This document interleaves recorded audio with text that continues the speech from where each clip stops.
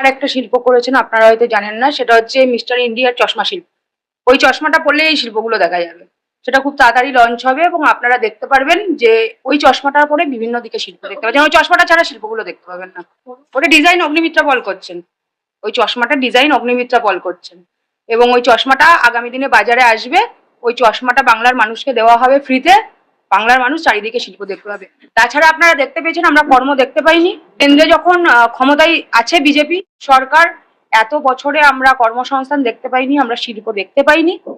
কিন্তু শুনছি বাংলায় নাকি ওরকম একটা অগ্নিমিত্রা পলে ডিজাইন করা চশমা আসছে, ওইটা পরে আমরা দেখতে পাবো। ভালো লাগছে বিজেপির অশিক্ষিত নেতামন্ত্রীরা শিক্ষার কথা বলছেন।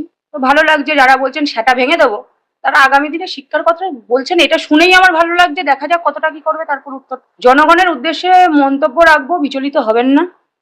বাংলায় মমতা বন্দ্যোপাধ্যায় সরকার আবার ফিরবে। বাংলার খেটে খাওয়া মানুষের পাশে সেই সরকার যেমন দাঁড়িয়েছিল গত দিনে, আগামী দিনেও দাঁড়াবে।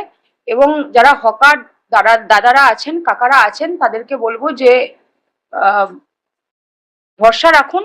আপনারা অনেকে আপনারা ভোটও দিয়েছিলেন, সেরকম আমরা ফেসবুকেও দেখেছি, একজন বলছে আমি তো ভোট দিয়েছিলাম, তারপর আমার দোকান ভাঙা হলো। তো মানুষ বুঝছে, যারা ভোট দিয়েছিলেন তারাও বুঝছেন। এবং আগামী দিনে এই যে ডিম কালচার বেরিয়েছে না, এই ডিম কালচার আগামী দিনে কিভাবে যে যাবে, মানে আমি আপনাকে বলতে পারি যে বাংলার একটা কালচার ছিল, বাংলার একটা সংস্কৃতি ছিল। এটা একটা মজার ব্যাপার আছে যে বাংলার একটা সংস্কৃতি ছিল।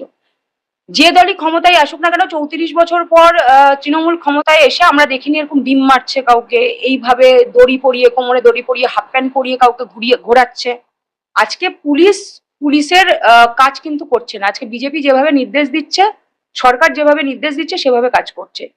ভালো, আমরা বলছি যে যত ডিম মারবে আমরা সহ্য করে নেব।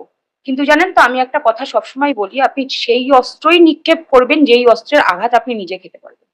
কারণ আগামী দিনে আমরা যদি বলি যে রবীন্দ্রসঙ্গীতটাই শুনতে হবে, আমরা নেতৃত্ব, আমরা বলে দেবো রবীন্দ্রসঙ্গীতই শুনতে হবে, কিন্তু আমাকে একটা বক্স লাগিয়ে বলবে তুমি রবীন্দ্রসঙ্গীতটা শোনো, কারণ যারা ডিম খাচ্ছে তারা কিন্তু ভুলে যাবে না।